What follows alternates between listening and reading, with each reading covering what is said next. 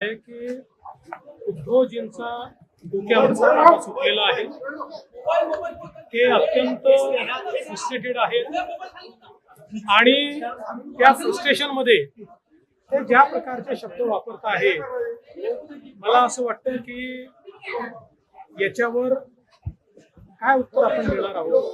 किंवा एखादा व्यक्ती अशा प्रकारच्या फ्रस्ट्रेशन मध्ये डोकं बिघडल्यासारखा बोलतो, तेव्हा त्याला फार उत्तर द्यायचं नसतं. पण हे भाषण करून जे अमित शहानी सांगितलं होतं औरंगजेब फॅन क्लब, आपण औरंगजेब फॅन क्लबचेच आहोत हे मात्र उद्धव ठाकरेंनी दाखवून दिलं. सचिन मध्ये म्हटलं की माझी नार्को टेस्ट करा, अनिल देशमुख पीए कडनं पैसे घेत होते असं थेट आरोप त्यांनी. असं आहे की मी पण माध्यमातून हे बघितलेलं आहे आणि त्यांनी काही मला पत्र पाठवलं असं देखील तुम्ही दाखवलेलं आहे.